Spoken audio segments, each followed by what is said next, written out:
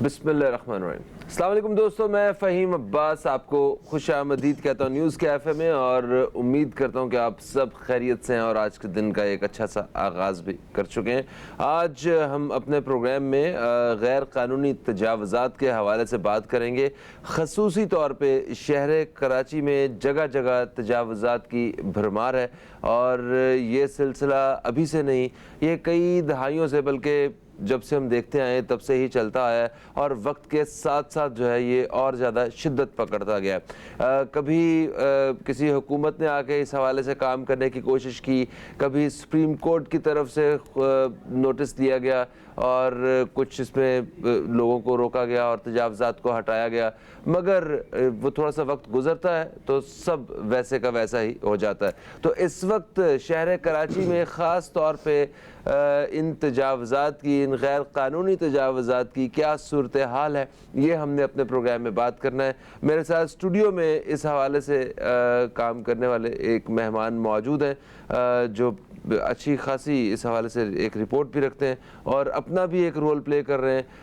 अदालत के ज़रिए भी ऐसे वो जो लोग गैर कानूनी लोग हैं उनको उनके अंजाम तक पहुंचाने के लिए वो अपनी पूरी कोशिशें जारी रखे हुए हैं। अहमद दाऊद मेरे साथ हैं, आपको खुश आमदीद। अस्सलाम वालेकुम, कैसे हैं आप? वालेकुम अस्सलाम रहमतुल्लाहि व बरकातुहू। अल्लाह का शुक्र है।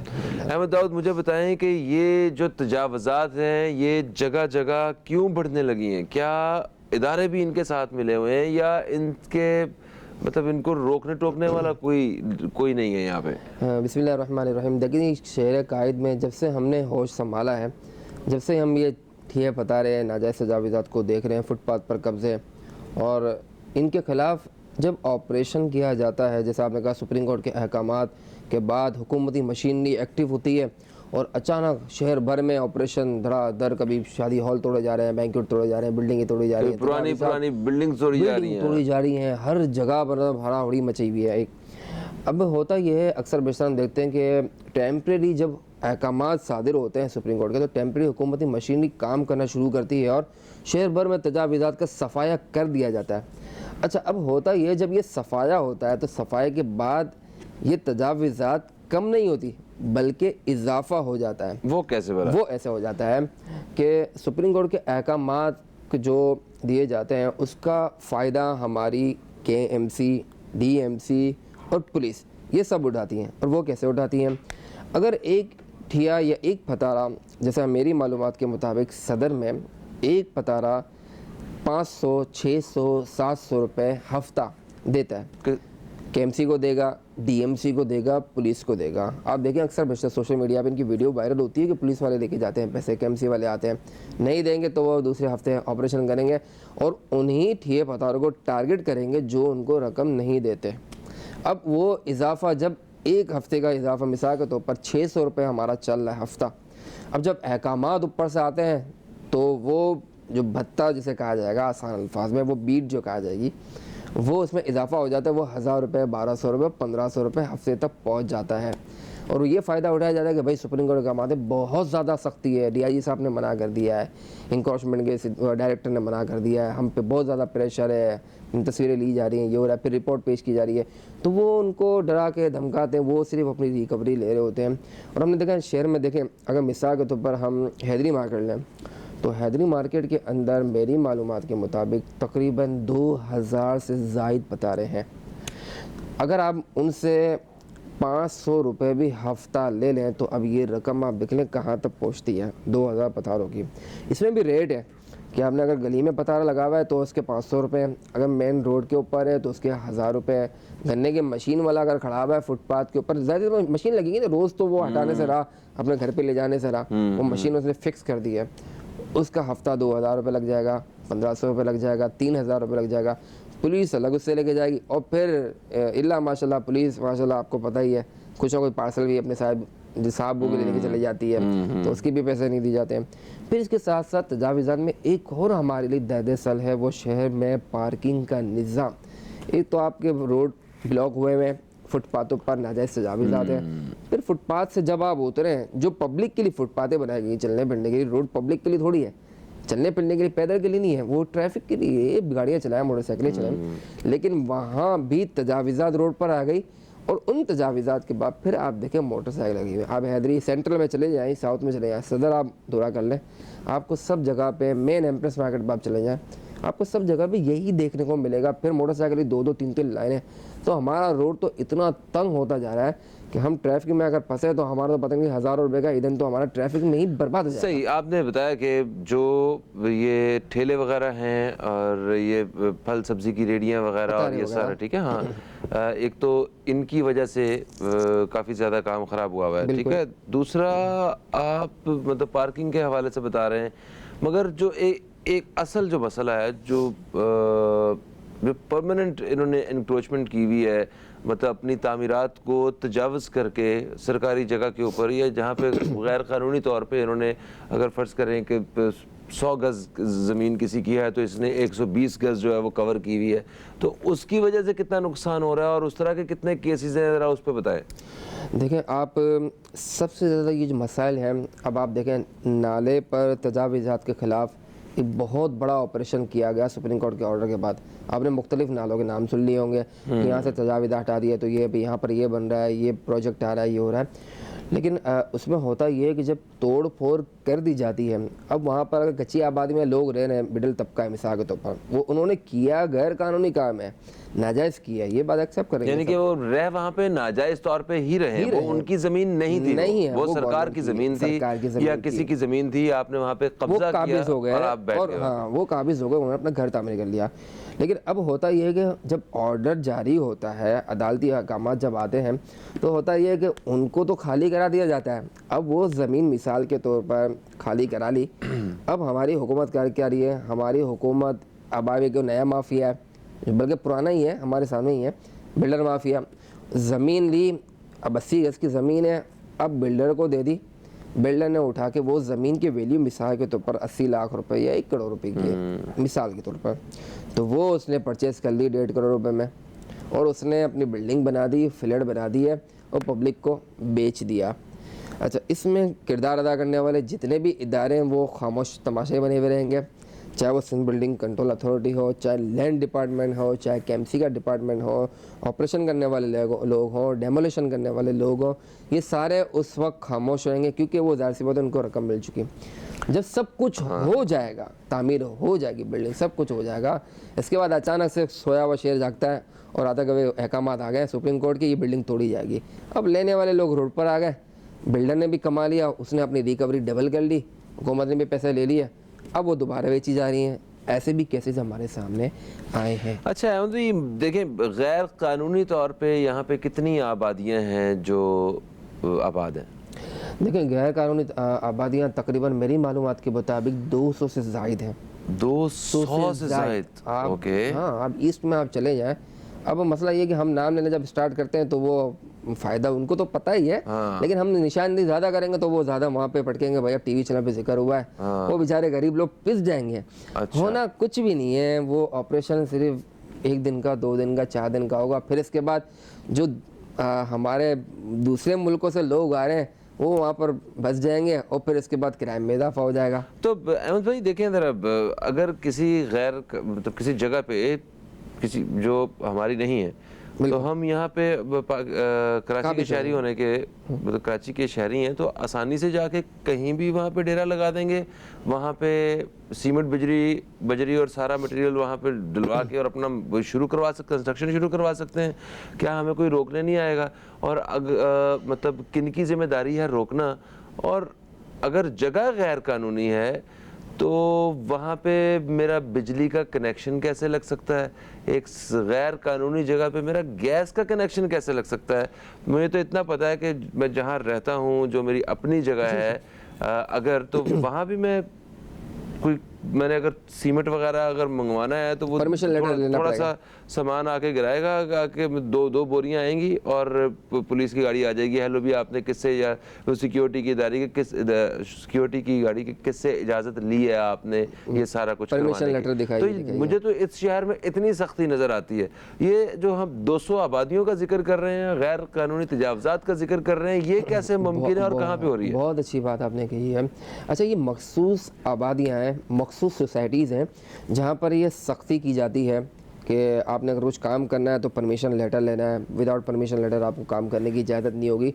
और अच्छा, ऐसी सोसाइटीज़ के अंदर हमने बहुत सारी सोसाइटी ऐसी भी देखी हैं जहाँ रिश्वत नहीं चलती है। हर जगह रिश्वत तो आम है, लेकिन बाज़ अगर ऐसा है कि कुछ जगहों पर वो रिश्वत नहीं लेते, बोलते हैं भैया परमिशन लेटर दिखाएं, लीगल है आपका मामला, हम आपको काम करने देंगे। विदाउट परमिशन आपको उठाकर वो चालान दे देंगे, ठीक है, और आप चालान भरें, वो पैसा गवर्नमेंट के खाते में जा रहा है, कौमी खजाने में जा रहा है, इससे फ़ायदा हमारे मुल्क को ही है। अब ऐसी आबादियाँ भी हैं जहाँ आपने जो सवाल किया कनेक्शन गैस का, फिर तामीरात, तो देखें हमारा बहुत आसान सा एक हल है जो कराची के अवाम को पता है, जो हुक्मरान एक अरसा दराज से इसी पर अमल दरामद करते हुए हैं। हमने शहर कायद में, शायद मैं जहाँ तक इंफॉर्मेशन रखता हूँ, डिस्ट्रिक्ट साउथ के अंदर, डिस्ट्रिक्ट ईस्ट के अंदर, डिस्ट्रिक्ट सेंट्रल के अंदर, ये 3 जगह तो मैंने देखा है शायद कि बिल्डिंग जो बनती है ना, बड़ी बड़ी हाई राइज हो जाए या ग्राउंड +2 बन जाए, 3 बन जाए, तो उनकी कोई परमिशन नहीं होती, कोई एनओसी नहीं होती। अब ज़मीन है तो सबसे पहला प्रोसेस तो ये ज़मीन की लीज़ है या नहीं है। लीज़ एक्सपायर तो नहीं है, अगर केएमसी की ज़मीन है तो लीज़ एक्सपायर हो सकती है 99 साल के बाद। तो आपने ज़मीन ली है तो आपने रिन्यूअल कराई है, नहीं कराई है, नंबर 1। ये प्रोसेस एक बहुत बड़ा जो हमारे शहर की आवाम को शायद पता भी नहीं होगा, क्योंकि वो इस प्रोसेस से गुजारते नहीं है। नहीं, क्या बहुत मुश्किल है ये प्रोसेस? ये प्रोसेस मुश्किल बना दिया गया है। देखिए, आज हर एक के पास स्मार्टफोन है, यानी कि हर एक के पास कंप्यूटर है, इंटरनेट की एक्सेस है, हाँ, है ना? तो क्या ऐसा मुमकिन नहीं है कि किसी भी चीज़ को आप फौरी तौर पे उसकी पूरी मालूमात हासिल कर सकें? जिस तरह महज़ब मुआशरों में रहने वाले शहरी इन सारी सहूलियात के साथ ज़िंदगी गुजार रहे हैं, तो आप फौरी तौर पे सिर्फ फ़र्ज़ करें कि गाड़ी के कागजात हमने देख रहे हैं, तो वो आपने वो एक अपनी डिटेल डाली, सारा कुछ हो गया। टैक्स के मामलात में आपने सारी डिटेल अपनी ऐड की और ख़ुद से सारे मामलात को हैंडल किया। इसी तरह कोई जायदाद ख़रीदनी है आपने या कहीं जा रहे हैं तो वहाँ पे आपने सारा चेक किया, वेरिफिकेशन वगैरह। तो हमारे यहाँ ये निज़ाम नहीं है या अभी आने वाला है, या हम उससे वाकिफ़ नहीं है? असल में ये निज़ाम जो कंप्यूटराइज्ड निज़ाम था प्रॉपर्टी का, एक वेबसाइट लॉन्च की गई थी, उसके अंदर आपने शनाख्ती का नंबर डालना है तो वो डिटेल भी आ जाती है कि बंदे के नाम पे कितनी प्रॉपर्टी है। अब आपने किसी जगह की इन्फॉर्मेशन निकालनी है कि भाई ये प्रॉपर्टी, मिसाल के तौर पर ये नंबर डाला है, प्लॉट नंबर या स्कीम नंबर, ये प्लॉट किसके नाम पर था, ये सोसाइटी के नाम, वो पूरी डिटेल आपके पास आ जाएगी। लेकिन ये मखसूस आबादियों के अंदर मखसूस मकामात की डिटेल उसके अंदर आ गई। असल मसला 2 तरह का है, 2 इशूज़ हैं, एक आवाम का भी कसूर है और एक गवर्नमेंट का भी कसूर है। अच्छा, आवाम का क्या कसूर है? आवाम का कसूर क्या, बहुत अच्छा सवाल है। आवाम का कसूर ये है कि देखिए, अगर आपके पास प्रोसेस है, आपको मालूम है, तो आपको करना चाहिए। अब कसूर ये है कि इल्लीगल काम करने के अंदर, मिसाल के तौर पर आपकी रिश्वत लेती 5 लाख रुपए और लीगल काम में पैसे लगेंगे 10 लाख रुपए। अच्छा, लीगल काम में आपने पैसे डबल दे भी दिए तो हमारी शहर की आवाम, ये जो काम करने वाला तबका है, वो ताजिर है या एक्स जो भी है, जो मिडिल तबका है काम करने वाला, वो इस बात से घबराता है कि अगर मैंने 10 लाख की ट्रांजैक्शन कर दी और मेरे नाम पर प्रॉपर्टी आ गई तो मैंने टैक्स भरना पड़ेगा। फिर टैक्स की चोरी से बचने के लिए, टैक्स ना देने के चक्कर में वो इल्लीगल काम को ज़्यादा अहमियत देते हैं। और दूसरा इशू ये आता है, गलत तरीके कार तो है ना, कौमी खजाने को नुकसान तो हमारा ही है ना, मुल्क का नुकसान है जी हाँ, गलती पब्लिक की भी। अब हम मिसाल के तौर पर बात करें, हम आपकी जगह इधर बैठ कर प्रोग्राम कर रहे हैं, तजावीज़ात का बोल दिया, एक्स कुछ भी बोल दिया हमने।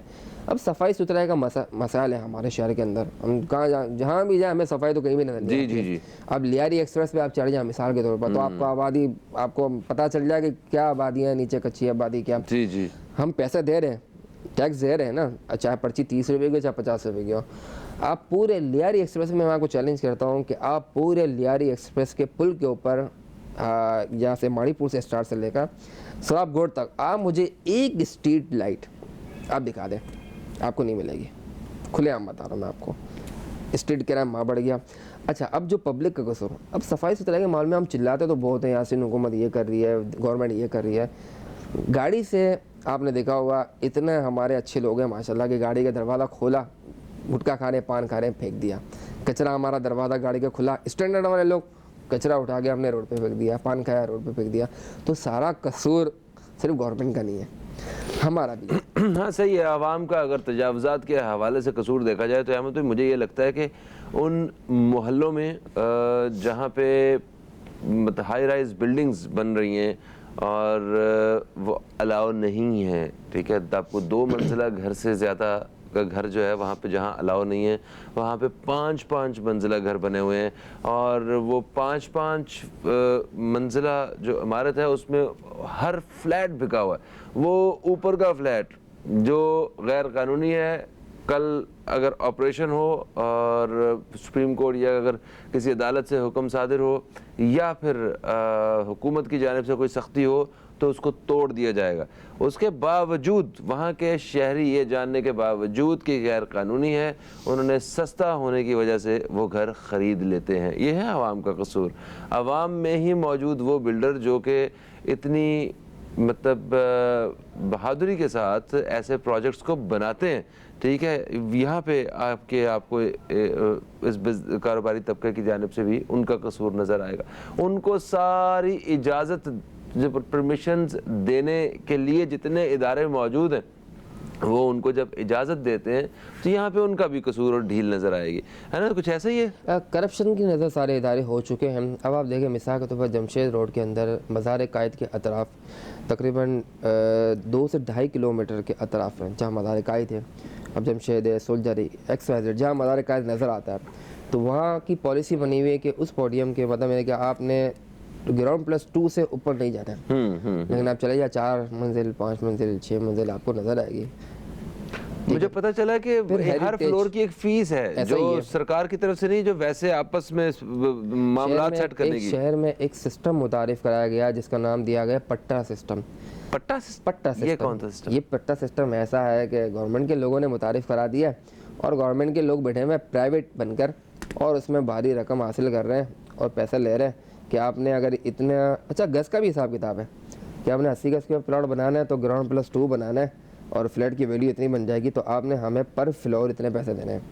पर फ्लोर इतना होगा, आपका जब खड्डा लगेगा प्लेंथ होगा तो आपके इतने पैसे होंगे, जब ग्राउंड पर आएंगे इतने पैसे, फर्स्ट फ्लोर पर, सेकंड फ्लोर पर इतने पैसे।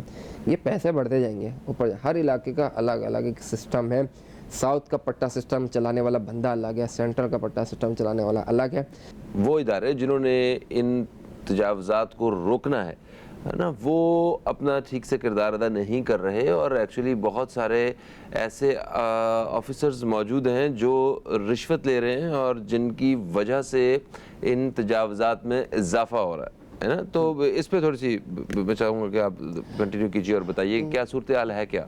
देखिए तजावीज़ात का जहाँ तक का मैटर है तो तजावीज़ात में सबसे पहले तो मैं आपको ये बात बताता चलूँ कि DMC, KMC और ट्रैफिक पुलिस, ये तीनों जो डिपार्टमेंट हैं जिनका काम है तजावीज़ात को रोकना। पुलिस का, ट्रैफिक का पुलिस ये काम है कि रोड की रवानी मुतासिर होती है, शहरी फंसते हैं तो तजावीज़ात की वजह से होते हैं, ठीक है, बता रहे XYZ जो भी है।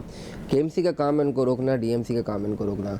अच्छा, ये 2 डिपार्टमेंट के आपस में भी झगड़े, ये कहता है हमारी जगह है, ये कहता है हमारी जगह। KMC कहती है हमारी फुटपाथ है, DMC कहती है हमारी फुटपाथ है। तो दोनों को भुगतती आवाम है। चाहे फुटपाथ इनको लेने से क्या फ़र्क पड़ता है? मतलब ये हमारी ये बहुत अच्छा सवाल है।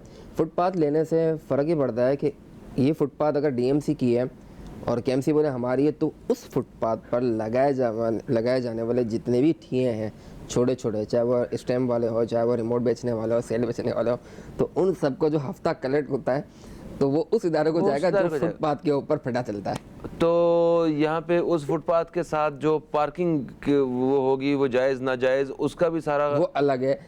अगर जगह, अब इसमें भी हमने जैसे अदालत में पार्किंग के खिलाफ केस किया हुआ है और हमारा सिंध हाई कोर्ट के अंदर ये मैटर चल रहा है, हमने शहर भर की पार्किंग को जिक्र किया है। तो अब फुटपाथ KMC DMC ये फड्डा चला, अब आप फुटपाथ से नीचे उतर जाए तो रोड पे भी एक नया फड्डा है। वो फड्डा ये है कि ये पार्किंग KMC की है, ये पार्किंग DMC की है, ये पार्किंग कंटोनमेंट बोर्ड की, और ये आजकल जो नया सीधा शुरू हुआ है 2 साल से देख रहे हैं वैलेट पार्किंग। KMC ने अगर पार्किंग लॉट की है तो वो आपको बताया कि भाई हमारी पार्किंग है और यहाँ से इतना पैसा है वो हमारे पास आ रहा है, ठेकेदार हमारा है।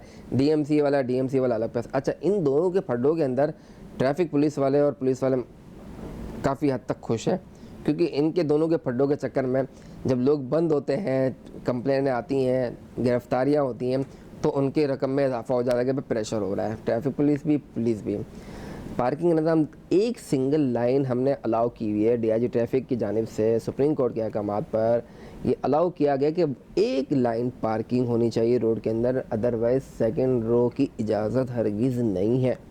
मोटरसाइकिल के हवाले से गाड़ियों की पार्किंग का तो मैटर ही अलग है, लेकिन आप सदर के अंदर आप चले जाएँ या दूसरी जगह पे आप चले जाएँ, आपको शायद मैं आपको एक बात कहता चलूँ, मैं गलत ना हूँ तो आप भी अगर शहर में घूमते होंगे, जाहिर सी बात है शहर के शहरी हैं, जाते होंगे शॉपिंग के लिए भी जाते होंगे, आपको क्या लगता है कि आप जब गाड़ी ड्राइव करते हैं तो आपको जहनी सुकून की जगह पे जहनी अजियत नहीं होती कि मैं गाड़ी लेके जा रहा हूँ, तो आप घर से वहाँ शॉपिंग मॉल तक या जिस जगह शॉपिंग करने जा रहे हैं तो आपको एक टेंशन नहीं कि ट्रैफिक जाम होगा और मुझे पार्किंग मिलेगी नहीं मिलेगी।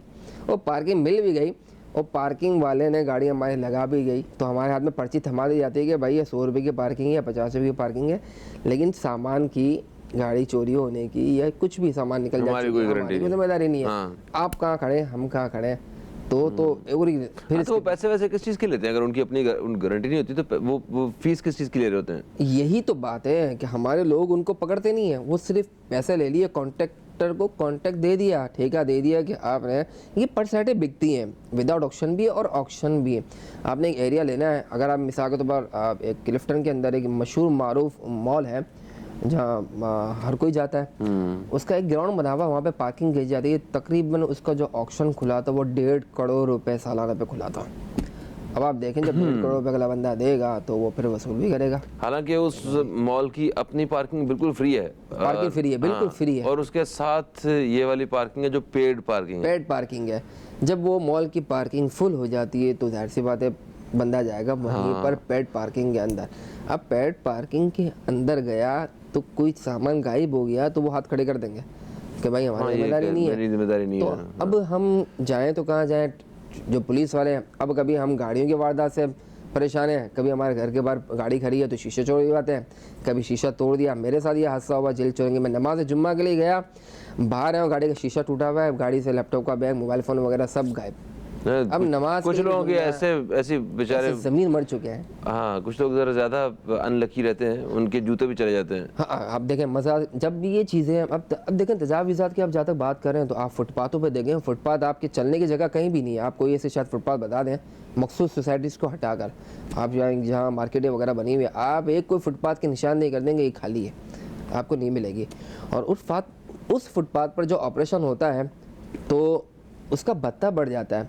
अच्छा, ये बीटर होते हैं प्राइवेट, सरकारी लोग पैसे वसूल नहीं करते हैं, सरकारी लोग प्राइवेट बीटर रखते हैं, उसको बोलते हैं भाई पैसा कलेक्ट करना है तूने और ये कर देना। अब जब उस पर कहानी खुल गई, वीडियो वायरल हो गई, वो हाथ उठा देंगे, बोला भाई हमारा बंदा ही नहीं है, तो पता ही तो नहीं भाई कैसे पैसे दे रही है पब्लिक पे। अच्छा, पब्लिक का बहुत सारी चीज़ों में कसूर भी है। अब जैसे आप कंस्ट्रक्शन की बात कर रहे थे, अब बिल्डर बना देता है बिल्डिंग, ज़मीन का मामला, मटेरियल लेबोरेटरी टेस्ट नहीं है, मटेरियल कौन सा यूज़ कर रहा है बिल्डिंग का, भाई जो बजरी यूज़ हो रही है, सीमेंट यूज़ हो रही है, सरिया यूज़ हो रहा है, क्या वो लो मटेरियल का तो नहीं है? कल को बारिश हो गई, बिल्डिंग टेढ़ी हो गई, गिर गई, इधर ही पब्लिक तो नक्शा भी अभी नक्शा पास नहीं है, अप्रूवल आपका पास नहीं है, मटेरियल लेबोरेटरी पे टेस्ट नहीं है आपका, आपके लीज के डॉक्यूमेंट्स पूरे नहीं है, कुछ भी नहीं है, बिल्डिंग बन गई, पब्लिक आ गई। अच्छा, पब्लिक का कसूर वेरीफाई नहीं कराते हैं। आप जाएँ किसी बिल्डर के पास जाके मांगे भाई नक्शा अप्रूव हुआ है, अप्रूवल है आपके पास, उसके आप जान पे बन जाए तो वो आपको नहीं दिखा सकेगा। अच्छा अहमद, आपको नहीं लगता कि हमारी जो पब्लिक है वो नहीं चाहती कि इन तजावजात को ख़त्म करने के हवाले से कोई काम किया जाए? क्योंकि हमने माजी में ऐसी मिसाल देखी है जब पिछली हुकूमत में सुप्रीम कोर्ट की तरफ से हुक्म दिया गया था कि जनाब ये इन सबको खाली कर दिया जाए, उठा दिया जाए, और बहुत सारे ऐसे तरक्याती मंसूबे भी हैं जो इन गैर कानूनी तजावजात की वजह से शहर में रुके हुए हैं। तो जब उनको हटाने की कोशिश की गई तो आवाम की और एक तो बहुत बड़ी तादाद, फिर हमने टेलीविजन पे भी देखा कि बहुत सारे लोग ये भी कह रहे थे कि ठीक है आप बैठ गए हुए हैं, उनको अलग जगह दें, या बहरहाल आप, हमने ओवरऑल ये नोटिस किया कि लोग खुश नहीं होते जब इनको हटाने की बात की जाती है, और बाकी लोग भी उनका साथ दे रहे होते हैं कि बैठे हैं तो बैठे रहने दो। असल में मसला ये है कि बात आपकी बिल्कुल दुरुस्त है, हम भी कभी कभार इतने परेशान हो जाते हैं, हम बोलते हैं यहाँ बैठने दो बंदा, क्योंकि वजह ये होती है, अब जैसे मिसाल के तौर पर मैंने सदर डिस्ट्रिक्ट के अंदर, यहाँ सदर के अतराफ़ वगैरह में मैंने पार्किंग माफिया जब ऑपरेशन स्टार्ट करवाया तो तकरीबन 12 से ज़्यादा FIR हमने कटवाई, और उस FIR का आपको क्या लगता है फ़ायदा हुआ होगा? फ़ायदा नहीं हुआ, हमें नुकसान हो गया। अब वो कैसे हो गया? हमने बंदे उठवा लिए। अब चार्ज पार्किंग की फ़ीस कम होनी चाहिए थी, ज़्यादा होनी चाहिए थी? गिरफ्तारी के बाद प्रेशर डेवलप हुआ, गिरफ्तारी हो रही है, TV चैनल्स पे चल रहा है कि पार्किंग माफिया के खिलाफ क्रैकडाउन हो रहा है। उसमें हमें नुकसान ये हो गया कि जो 20 रुपये चले थे वो 30 रुपये हो गए, पैसे बढ़ गए तो कैसे बढ़ गए, पुलिस स्टेशन करी। अच्छा, इंक्रोचमेंट के खिलाफ भी इसी तरह का मामला है कि पब्लिक परेशान इस चक्कर में होती है कि यार हमने कंप्लेंट कर दी, कुछ कर दिया, ऑपरेशन हुआ, अब वो पब्लिक का जहन ये बन गया, गरीब आदमी बेचारा बैठा हुआ है यार, वो रोज़ी कमा रहा है, वैसे ही शहर के हालात ख़राब हैं, गैस हमारे पास नहीं है, बिजली हमारे पास नहीं है, गंदगी में हम रह रहे हैं, पानी पीने का हमारे पास साफ़ नहीं है। तो वो ऑल ओवर पब्लिक अपने मामलात के अंदर इतनी उलझी हुई कि बोलती यार अब हमने इन चक्करों में जाना ही नहीं है। तो फिर ऐसी सूरत हाल में, ऐसी महंगाई के दौर में, और जब आवाम सारे परेशान हैं, तो तब फिर तजावुज़ात के मसले को मसला गिनना ही नहीं चाहिए। फिर तजावुज़ात के मसले को मसला गिना जाता है, लेकिन मसला ये है कि उन मसाइल के हल के लिए देखें, अगर मैं एक शहरी हूँ और मैंने अगर आपसे अप्रोच किया और मैंने शिकायत की, तो अब आप जिस इदारे में बैठे हुए हैं, तो आपका काम है कि आप उस पर एक्शन लें, और ये एक्शन फिर एक वन टाइम ना हो, ये फिर आपका परमानेंट ये हो जाए कि भाई ये इस पर कुछ नहीं लगेगा।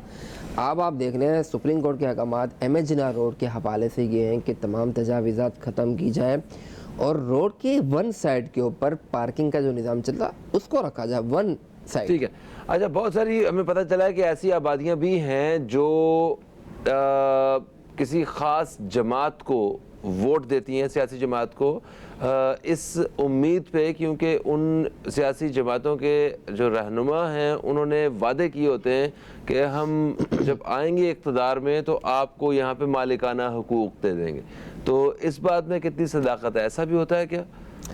मैंने तो आज तक ऐसा कभी नहीं देखा है। हमने तो अभी हुकूक दिए हों या किसी ने वादे किए हों? वादे तो यहाँ तो पूरे होते ही नहीं है, वो वादा ही क्या जो निभाना, जो वफा हो जाए, वो जाहिर सी बात है। तो वो वादा तो सिर्फ वादा की हद तक होता है, उल्टा वोट देने वाले बेचारे परेशान ज़्यादा हो जाते हैं वोट देने के बाद। जो पानी आ भी रहा होता है वो भी चले जाता है, जो बिजली आती है वो भी चले जाती है, और आ रही हो तो रेट बढ़ जाते हैं, मसाइल में इजाफा हो जाता है, रोड नहीं बनते, रोड तोड़ देते हैं। हमारे यहाँ वादे किए जाए ना कि भाई हमारी सड़क बन रही है तो पूरा शहर खोद देंगे एक साथ, और हम परेशान हो रहे होंगे, पेट्रोल भी बर्बाद, गाड़ी का भी सत्यानाश, बाइक पे भी लोग परेशान, लेकिन उस पर काम होने के लिए तो 1 साल लग जाएगा। तो हम ऐसा कुछ भी नहीं है सिलसिला कि आपने मालिकाना हुकूक सरकारी जगह के नहीं मिल सकते। ऐसा कैसे मिल जाएंगे? आप मालिकाना हुकूक, आप गवर्नमेंट है, आप एक तरफ बोले गवर्नमेंट ने जगह दे दी, दूसरी तरफ सुप्रीम कोर्ट बोल दे भाई ये जगह तो पार्क की जगह है, कैसे पब्लिक को दे दी? हाँ, सही है, साफ करो, पार्क बनाओ। अब आप किधर है? तो वहाँ साफ करना भी तो मुश्किल है जब किसी को वहाँ पे रहते हुए, देखें एक तो है झोंपड़ी वाला, मज़ाहमत भी किसी, अगर तो किसी ने कोई झोंपड़ी में बैठे हुए हैं ना, तो वो तो चलो पता है कि ये झोंपड़ी है, इनको कल को आप कहेंगे भाई आप प्लीज़ यहाँ से उठें, ये हम यहाँ पार्क बनने वाला है, वो उठ के कहीं दूसरी किसी और जगह पे चले जाएंगे। खाना बदोश लोगों की यहाँ पे कमी नहीं है, ठीक है, वो भी एक तबका है जो रहता है, ऐसा ही है। मगर जिसको 10 साल हो गए हैं एक जगह पे रहते हुए, ठीक है, जिसने एक घर में एक जगह पे बच्चे बड़े कर दिए हैं अपने, और वहाँ पे उन सारे घरों की मतलब खरीदो फरोख्त का सिलसिला चल रहा है। उन्हें पता है कि वो जो खरीदने वाला है उसे ही पता है कि ये किसी भी वक्त एक्शन हो जाएगा, इसके ऊपर ऑपरेशन हो सकता है, इसलिए इसकी कीमत ये है। जो रेट सेट हैं बाकायदा, उसमें कारोबार हो रहा है। देखिए ये तो एक नया समझ लें, ये तो इशू है ही। मैं आपको नया इशू बता देता हूँ, इस पर तो जिक्र है, बताता तो ये जो इशू है इसके ऊपर बात नहीं होनी चाहिए, नहीं होनी चाहिए। मैं आपको दूसरी बात इसकी मिसाल दे रहा हूँ। देखें हुकूमती जो मशीनरी है ना, अगर काम करना चाहे तो वो लीगल को भी इलीगल करा दे देती है और तोड़ देती है काम। इसकी एक मिसाल जो है वो एक छोटी सी मिसाल है, नस्ला टावर आपके सामने था, जी जी, इतना बड़ा प्रोटेस्ट हुआ और करोड़ों रुपए की प्रॉपर्टी थी, जी जी। अब मैं आपको ये चीज़ बताना चाह रहा हूँ कि वो प्रोजेक्ट जो बना जिसे इलीगल करा दिया, वो किस वजह से दिया कि उसका कुछ हिस्सा, अब चाहे वो 4 गज हो, 8 गज हो या 100 गज हो, ठीक है, वो कुछ हिस्सा जो जिक्र किया जाए वो था इलीगल। बिल्डर का कहना था हमने नक्शा भी अप्रूव कराया, सारी चीज़ें, डॉक्यूमेंट्स, हर चीज़ कंप्लीट, लेकिन रिजल्ट क्या निकला? तो चंद गज के ऊपर सब रोड पर आ गए। अब वो ज़मीन किसकी है? वो ज़मीन बिल्डर की ही है। अच्छा, वो ज़मीन की जो रकम बिल्डर ने फ्लैट बनाए, उसके पैसे कमा लिए, उसका प्रॉफिट लॉस में तो नहीं दिया होगा, तो वेलफेयर तो नहीं खोला हुआ उसने, पब्लिक को खिलाना है, खाना लंगर खिलाना है भाई, उसने पैसे कमाए। जब फैसला हुआ, तोड़फोड़ हो गई, उसने जंग की अपने हिसाब से जितनी भी की, लेकिन सब जब फाइनल हो गया, ज़मीन सामने आ गई, भाई बिल्डिंग गई, गायब हो गई है। अब ज़मीन का ऑनर जो है वो बिल्डर ही है। अब वो कैसे है? वो ऐसे है कि वो चंद गज जिस पे बहस चल रही थी वो उन गज को हटाएगा और पूरी जितनी ज़मीन है वो उसके नाम पर ही। अब वो उस वक्त की वैल्यू अगर उस ज़मीन की मिसाल के तौर पर 5 लाख रुपए गज थी तो आज उसकी वैल्यू 25 लाख रुपए गज है। उसको वहाँ से भी कमाने को मिला, वहाँ से भी मिला, वहाँ से भी मिला। तो हमारे इदारे माज़रत के साथ ऐसे लोगों को भी सपोर्ट करते हैं जो उनका ख्याल करते हैं।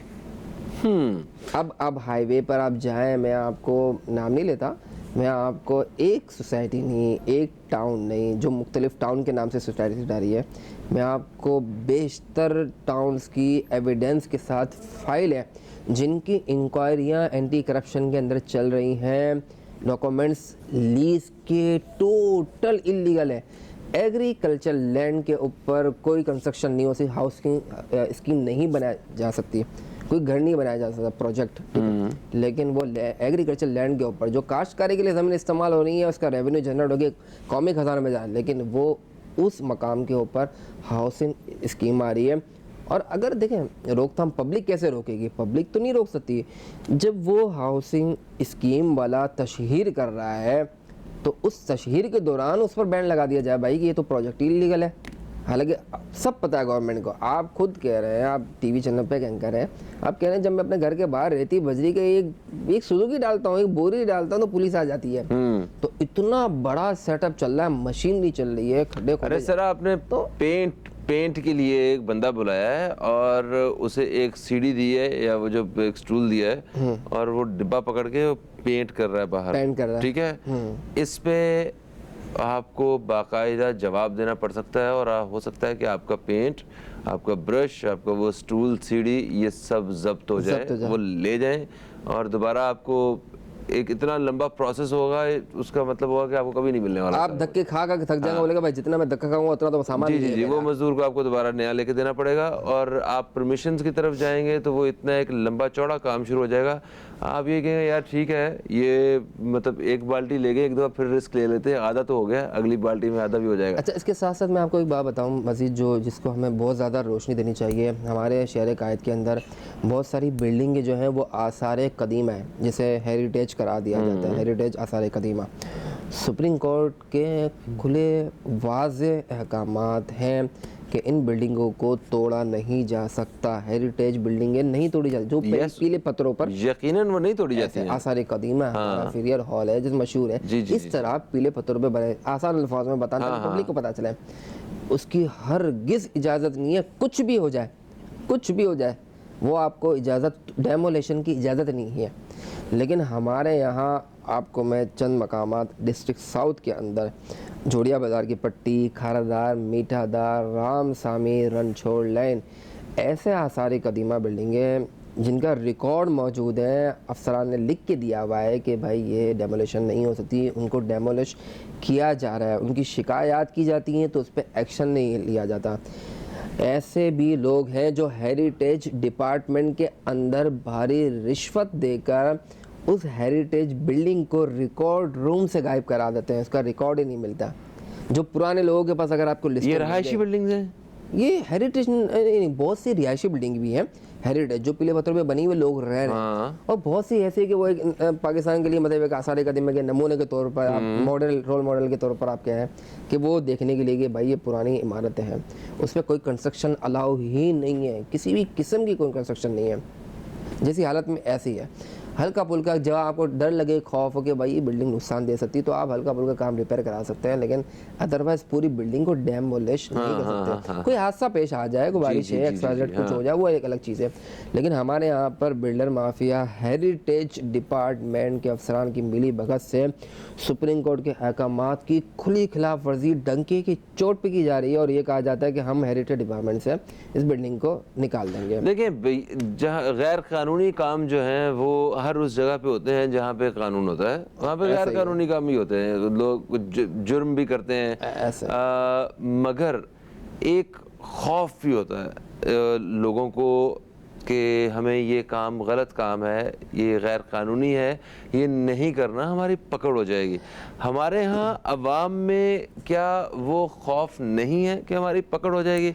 हम गैर कानूनी काम है, अगर किसी को रिश्वत दे रहे हैं, ये एक और जुर्म कर रहे हैं, और या रिश्वत लेने वाले के भी जहन में कोई ऐसा खौफ नहीं कि मैंने ये काम किया, अपनी जिम्मेदारियों से हट के मैं सारी ज़िंदगी सलाखों के पीछे आ सकता हूँ, या मेरा नाम जो है वो इस तरह अखबार में आ जाएगा, उधर आ जाएगा कि इस बंदे ने रिश्वत ली है और ये करप्ट आदमी है, ये काली भेड़ है, और पता नहीं कौन कौन सी खबरें हैं जिससे उसके बच्चे उसके स्कूल जाते होंगे, उसकी वहाँ भी इज्जत होगी, कोई उसके बहन भाई रहते होंगे, कोई उसको ये होगा कि मेरे दरवाजे पे जो है ना वो पुलिस आ जाएगी। तो इस तरह के ये जो सारे खौफ हैं, ये कहाँ हैं जो जराइम को रोकने में मदद देते हैं? असल में देखिए, मौजूद शहरी जो होते हैं ना, जो कारोबारी तबका होता है या इस चीज़ से जो डरता है, खौफज़दा रहता है, तो वो तो आप बिल्कुल दुरुस्त कह रहे हैं, उसके दिमाग में ये रहता है कि कल मैं काम करूंगा, मेरे घर पे पुलिस चढ़ गई तो 10 लोगों को पता चलेगा, पड़ोसियों को पता चलेगा, मेरा नाम बदनाम होगा, मेरे कारोबार पे असर पड़ेगा, कल मेरे अखबार में तस्वीर छप गई, मेरा कारोबार ठप हो जाएगा, मुस्तकबिल तबाह हो जाएगा। असल में मसला ये है, देखें छोटी सी मिसाल, बहुत छोटी सी मिसाल, अगर मैं रोड के ऊपर, मैं अपनी मिसाल देता हूँ मिसाल के तौर पर, कि अगर मैं रोड के ऊपर अपनी गाड़ी चला रहा हूँ या मोटरसाइकिल पर हूँ, तो मुझे पर्सनली मुझे तो ये खौफ ही नहीं है कि सिग्नल खुला हुआ है या बंद है, मैंने वही क्रॉस करना है भाई, जल्दबाजी में हूँ, मैं फ्लाइट लेके उड़ा हुआ हूँ, कुछ भी हो जाए। अब इशू ये है कि मैंने सिग्नल तोड़ा, मैंने कानून की खिलाफ वर्जी की, तो सामने जो पुलिस एहलकार मिसाल के तौर पर खड़ा है, उसने मुझे रोका, उसने मेरे डॉक्यूमेंट्स चेक किए, वो मुझे चालान नहीं करेगा।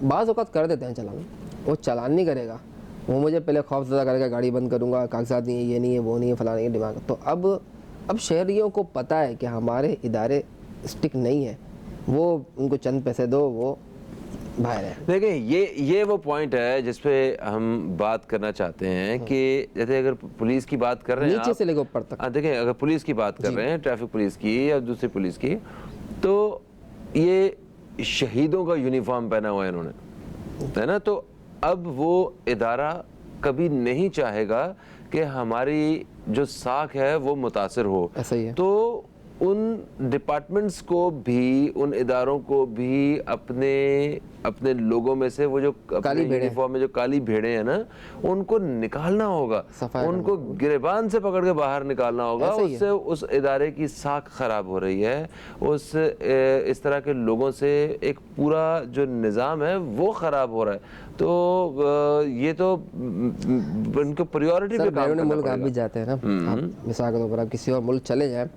आप में शायद हम जितने भी बड़े बाप की औलादों हों, चाहे मिनिस्टर हो, तो आप वहाँ का रूल फॉलो करेंगे, आप सिग्नल वहाँ तोड़ के दिखा दें। भाई मरियम नवाज को बर्गर लेने के लिए लाइन में लगना पड़ता है भाई। बस मैं आपको अब मैं नाम नहीं ले रहा था, नहीं लोग मतलब है ना, एक चीज़ है। अब देखें वो रोड पे जिस तरह हम यहाँ पर जलील होते हैं ना, ये बड़े बड़े लोग वहाँ पे जलील होते हैं, उनको वहाँ प्रोटोकॉल नहीं मिलता। हमारे यहाँ इशू यही है ना कि हमारे यहाँ आवाम बेचारी पिस जाती है। अच्छा, मगर ये देखें, आपको अगर लाइन में खड़े होना है या अपनी बारी का इंतजार करना है, तो ये कोई जलील होने वाली बात नहीं है। बहुत अच्छा। अगर आप कानून पे अमल कर रहे हैं ना, तो आपकी जिंदगी आसान हो रही है, मुश्किल नहीं हो रही है। अच्छा, ये रूल अगर पॉलिटिकल की जहाँ बात करते हैं, तो ये रूल सिर्फ उनके लिए बैरून मुल्क में क्यों होता है, यहाँ ये रूल क्यों फॉलो नहीं किया जाता? यहाँ जब वो रोड से गुजरते हैं तो वो तो बर्गर की लाइन को तो दूर की बात है हजरत, पेट्रोल पंप की लाइन भी दूर की बात है, वो जब सड़क से गुजरते हैं ना, तो उनके साथ प्रोटोकॉल इतना होता है कि आपका 1 घंटे का ट्रैफिक को रोक देंगे वो। हाँ, बात आपकी सही है। ये यहाँ पे कुछ ऐसे मामलात भी हैं कि वो फिर किसी एम्बुलेंस का भी ख्याल नहीं होता, क्योंकि प्रोटोकॉल ने गुजरना होता है और वो इंतज़ार करता रहता है एक मरीज़। हम बेहतरी की दुआ कर सकते हैं और कोशिश ये कर सकते हैं कि कम से कम हमारे हाथ से जो काम हो रहा है ना, उसमें कोई ऐसा गैर कानूनी काम शामिल नहीं होना चाहिए। अपना जो रोल है वो बेहतरीन तरीके से अदा करने की हमें कोशिश करनी चाहिए कि और हमारा जो है एक बेहतरीन वर्जन जो है वो हम लोगों के सामने और अपने लिए भी हमें रखने के लिए काम करना चाहिए। Thank you so much. आप तशरीफ लाइव प्रोग्राम का वक्त अपने अख्ताम की तरफ आ गया है। आपसे इंशाल्लाह कल फिर मुलाकात होगी एक अलग मौजू के साथ। कहीं मत जाइए, अब तक देखते रहिए न्यूज़ कैफे, देखते रहिए।